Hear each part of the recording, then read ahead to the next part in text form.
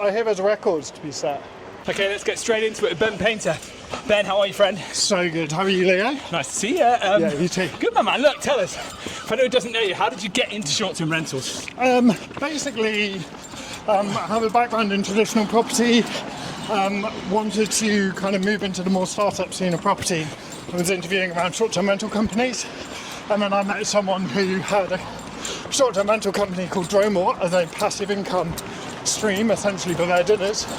And they were like, "Man, it's a lot of work. I'll give you half a company if you run it." And at the time I had nothing going on, I was 26. So I was like, sure, I'll give it a go. And then I took that company from 7 units to 1,500 over about 7 years. I love that. So basically you took the asset that someone else didn't want to work and worked it. Yeah, pretty much.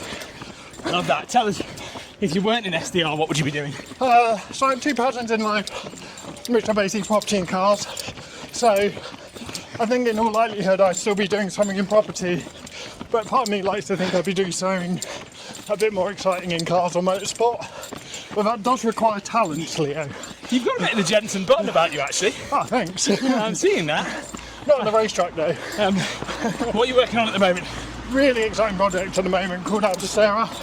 Basically what we're doing is going into depopulating villages in southern Europe, and we're buying up derelict houses and then we're restoring them to a really high end. So we're giving life back to the village, and we're also making 5-star experiences, but still in unique local cultures for guests. So it's really exciting, and that's a project I'm raising for at the moment.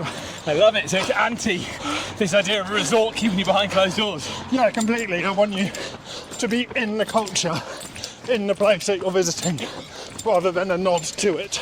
And that's the buzz of short-term rentals, isn't it, really? Exactly. We can use short-term rentals to solve these sorts of problems. What a win that would be. And tell us, you're notorious, famous even, for your daily vlogs. Or vlogs, what is it? I think it's vlogs, isn't it? I never knew. Okay, you're younger than me, we'll go with you. Why do you do it? Mainly because there's a lot of regulation change coming into the industry. And I kind of noticed in my more day job of advising consulting, where a lot of people that weren't fully aware of what was coming down the track. So I started doing the vlogs basically as a public service announcement for people in the industry, I guess you could say, but just to keep people in the loop of what's happening next.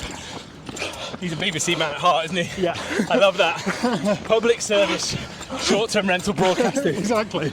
And what's your kind of, what's your biggest challenge about doing the vlogs, the vlogs? To be honest, it's doing it every day because I travel a lot for my work. So it doesn't matter where you are in the world, what time zone you're in, what other commitments you have to find time, half an hour every morning, to get it out. And that has to be the challenge, to be honest. But I love it. So I'm not going to change that. It's just that's the challenge. Yeah, I like that, buddy. And what have you learned about the industry by trying to speak every day about it?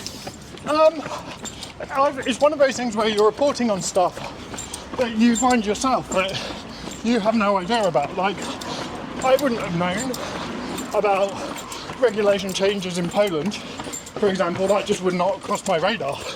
And yet with these vlogs, I spend my morning reading about all these European-wide changes or profit reports, who's up, who's down. I found it absolutely fascinating. So I've learned a huge amount about the industry, and I say I've got a really deep knowledge of what's going on with it. Yeah, I love that, dude. Love that, dude. Okay, tell us, who is your vote for the shall I start again? Your vote for the 2027 Truvisionaries. It's got to be, for me, Damien Sheldon of Scale. I think two things really. I think the Scale events that he puts together are genuinely world class, and just he's got the most amazing team around him and pulls off these amazing events. And there seems to be one every other week. But also as a person, I think he really represents the industry as a whole in kind of how he treats people and how he looks after people. So yeah, for me it's Damien. How did he manage to get himself on the first episode of this? Well done, Damien. Yeah. Star jumps. Yeah, look at that. All right.